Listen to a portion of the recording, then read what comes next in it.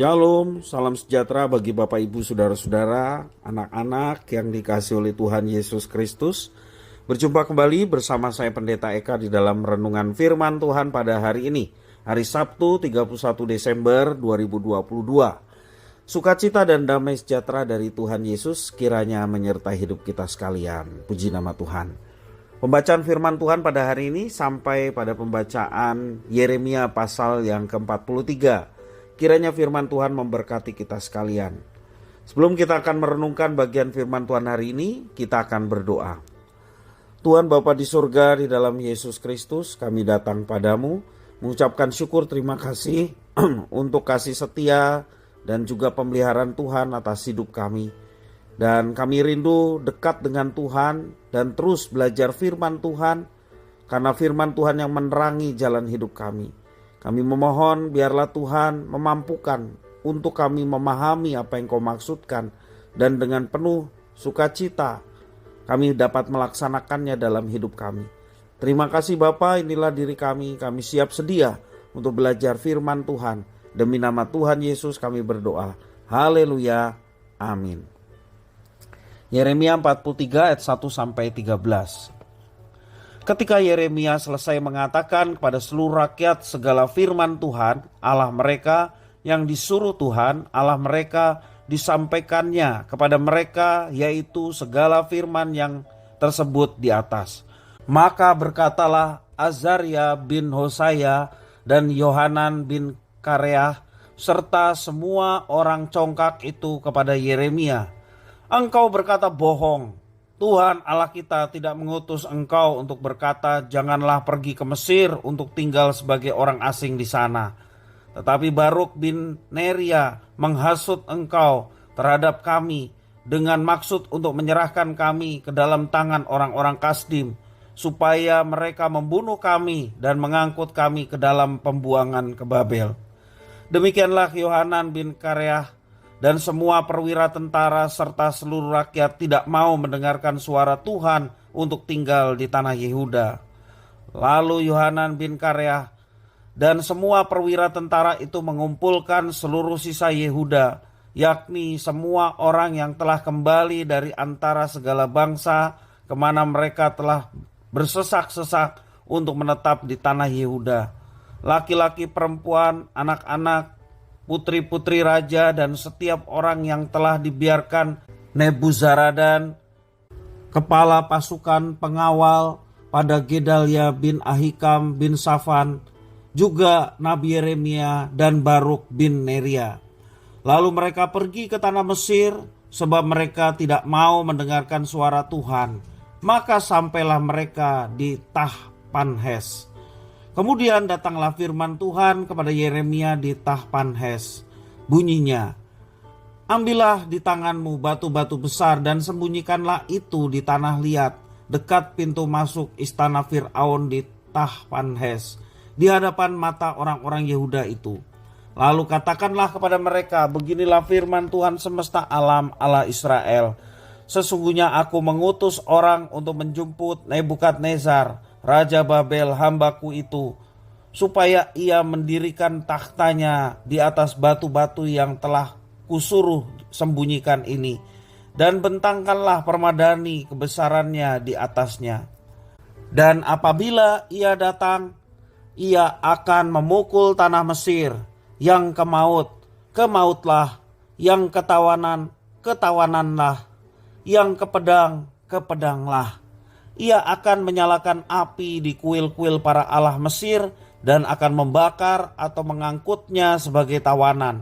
Dan ia akan membersihkan tanah Mesir dari kutu-kutu seperti seorang gembala membersihkan pakaiannya dari kutu-kutu. Kemudian ia akan pergi dari sana tanpa gangguan.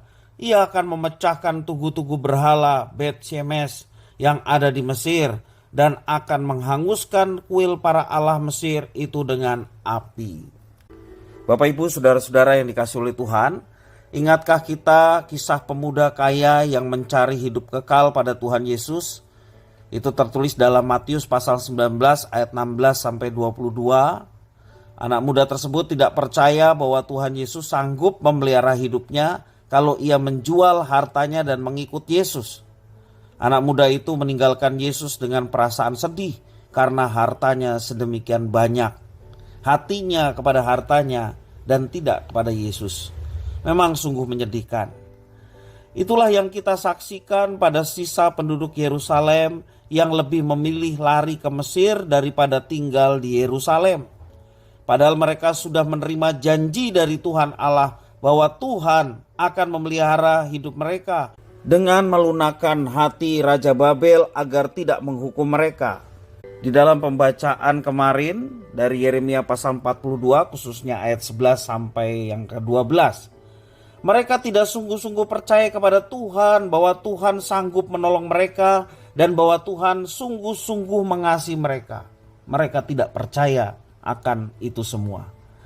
Yang menyedihkan ialah sikap tidak percaya mereka justru ditunjukkan dengan mencari kambing hitam. Di dalam ayat yang kedua dan ketiga, mereka menuduh Yeremia berbohong mengenai kehendak Allah. Dan Baruk telah menghasutnya untuk menyerahkan mereka ke tangan orang Babel. Dengan sombong mereka memutuskan untuk pergi ke Mesir. Bahkan mereka memaksa Yeremia dan Baruk untuk ikut ke Mesir.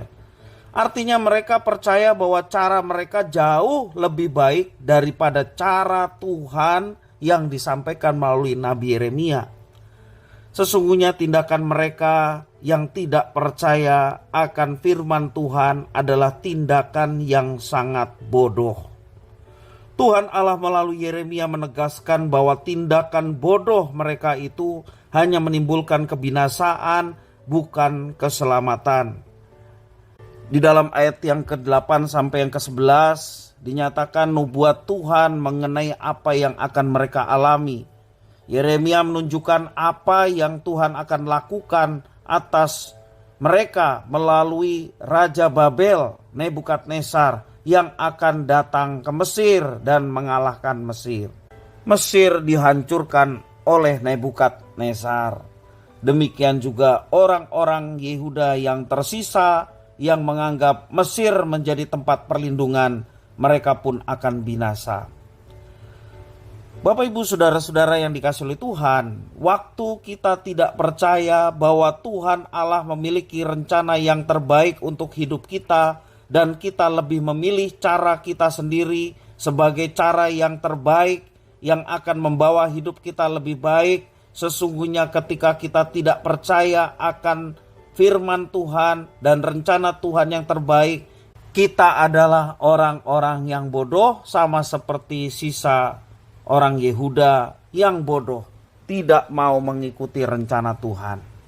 Kita merasa lebih pintar daripada Tuhan untuk mengatur hidup kita sendiri. Bapak ibu saudara-saudara yang dikasihi oleh Tuhan, mari kita merendahkan diri di hadapan Tuhan dan menyatakan kembali iman percaya kita dengan satu keyakinan bahwa Tuhan menyatakan kasih-Nya, Tuhan menyertai kita, dan Ia akan memelihara hidup kita. Jangan kita bersandar pada pengertian kita sendiri, juga bersandar kepada orang lain selain daripada Tuhan. Kalau kita saat ini merasa bahwa apa yang kita lakukan jauh lebih baik daripada apa yang Tuhan kerjakan dalam hidup kita, kita mau bertobat di hadapan Tuhan dan mengakui segala dosa. Kita berdoa kepada Tuhan, Tuhan kiranya tolong aku yang tidak percaya ini, agar aku hanya tunduk dan taat kepada kehendak Tuhan. Dan percayalah ketika kita tunduk dan taat kepada kehendak Tuhan, pastilah itu akan membawa kebaikan dalam kehidupan kita. Firman Tuhan mengatakan bahwa Allah turut bekerja untuk mendatangkan kebaikan. Kebaikan bagi siapa? Kebaikan bagi mereka yang mengasihi Tuhan. Bagaimana mengasihi Tuhan? Mengasihi Tuhan adalah ditunjukkan dengan cara tunduk dan taat kepada kehendak Tuhan. Itulah mengasihi Tuhan. Seperti Tuhan Yesus mengatakan, engkau mengasihi aku kalau engkau melakukan segala perintahku. Firman Tuhan sudah diberikan kepada kita. Umat yang dipilih oleh Tuhan, umat yang dikasihi oleh Tuhan. Karena itu jangan sia-siakan apa yang dipercayakan Tuhan atas kita. Mari kita kerjakan apa yang menjadi bagian kita. Tentunya kita tidak sendiri. Oleh karena Tuhan menyertai kita, Tuhan Sang Immanuel yang menyertai kita melalui Roh Kudus yang ada di dalam hidup kita untuk menuntun kita melakukan apa yang dikehendakinya. Jangan berjalan sendiri. Bapak Ibu saudara-saudara yang dikasihi oleh Tuhan, tahun 2023 sudah ada di depan mata. 2022 sebentar kita akan tinggalkan. Mari kita berkomitmen di tahun 2023 untuk menjadi pribadi yang tunduk dan taat kepada kehendak Tuhan.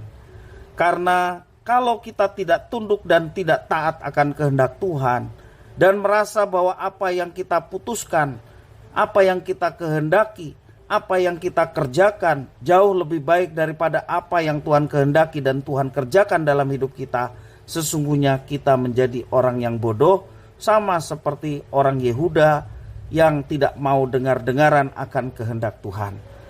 Sekali lagi marilah kita melalui tahun 2022 dan memasuki tahun 2023 dengan satu komitmen, saya mau hidup tunduk dan taat kepada kehendak Tuhan. Dan saya percaya bahwa masa depan ada di tangan Tuhan. Tuhan menyertai dan membimbing untuk melakukan apa yang dikehendakinya sehingga nama Tuhan dipermuliakan. Kiranya firman Tuhan memberkati kita sekalian. Mari kita berdoa. Tuhan Allah Bapa di surga, di dalam Yesus Kristus, kami bersyukur atas firman Tuhan yang mengajarkan kami untuk tidak menjadi pribadi yang bodoh, pribadi yang menganggap bahwa keputusan atau kehendak kami jauh lebih baik daripada apa yang Tuhan kehendaki. Kami mau belajar tunduk dan taat kepada kehendak Tuhan. Walaupun seringkali manusia kedagingan kami bertentangan dengan apa yang Tuhan mau. Engkau mampukan kami ya Tuhan untuk dapat melakukannya. Kami bersyukur atas Roh Kudus yang Engkau berikan kepada kami sebagai materai keselamatan, sebagai penuntun untuk kami melaksanakan apa yang Tuhan kehendaki dalam hidup kami. Biarlah di tahun 2023 kami bersama-sama berkomitmen mau menjadi pribadi-pribadi yang menyenangkan hati Tuhan. Dengan cara tunduk dan taat akan kehendak Tuhan.